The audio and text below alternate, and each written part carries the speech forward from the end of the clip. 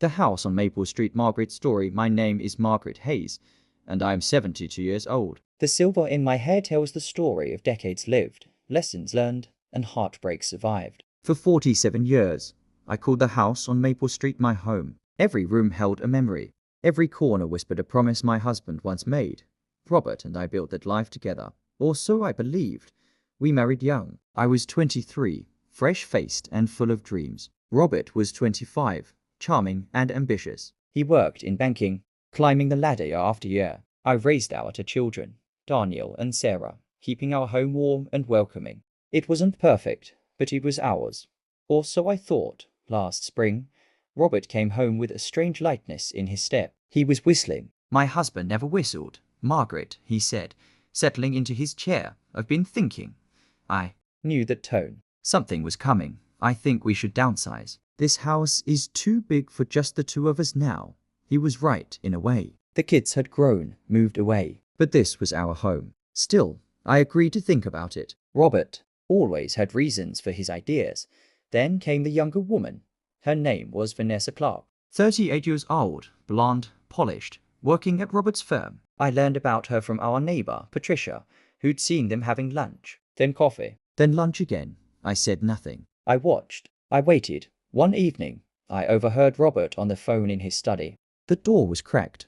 No, Vanessa, she doesn't suspect anything. Yes, I am working on it. Once the house sells, we'll have everything we need. Just be patient, darling. My heart turned to stone in that moment. The plan became clear over the following weeks. Robert wanted me to agree to sell the house, split everything, and then... What? Discard me for someone younger?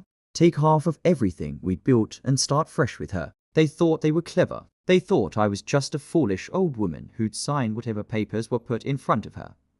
But I'd spent 47 years managing our household, our finances, our lives. I knew things Robert had forgotten I knew. The house was in my name, a gift from my late father when we first married. Robert never paid attention to such details. I met with my attorney, Jonathan Miller, a kind man who'd handled our wills years ago. Margaret, are you certain? He asked gently. Absolutely certain, I replied. I signed the papers on a Tuesday morning. The house sold that afternoon to a private buyer.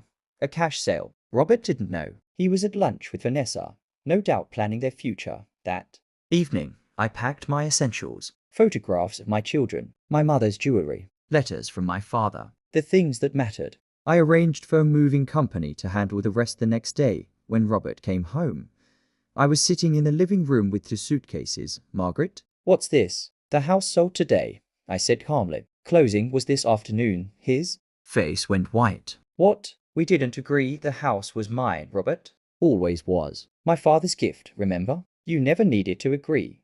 But where will I? That's your concern now. The buyers take possession tomorrow morning. I suggest you find somewhere to stay. Perhaps Vanessa has room. The color drained completely from his face. You knew? I've known for months. Did you really think you were subtle? 47 years, Robert. I deserved better than your lies. He tried to argue, to plead, but I was finished listening. I called my son, Daniel, who arrived within the hour. He'd been waiting, knowing this day would come.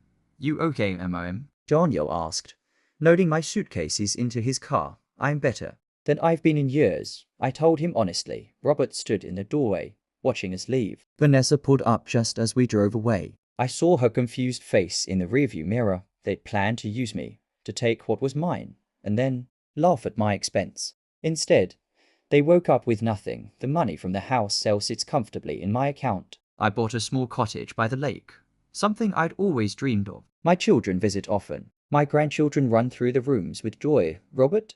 Last I heard, he and Vanessa split up 3 months later. Turns out she wasn't interested in a man with no assets and a pending divorce. He's living in a small apartment now, working past retirement age because he can't afford to stop. Sometimes people mistake kindness for weakness. They see grey hair and gentle smiles and assume we're easy targets. But we older folks, we've lived through things these younger people can't imagine. We've learned patience, strategy, the long game. I don't hate Robert. Hate takes too much energy, but I don't regret my choices either. He made his decisions, and I made mine. Now I sit on my porch watching the sunset over the lake, a cup of tea in my hands, and I feel something I hadn't felt in years.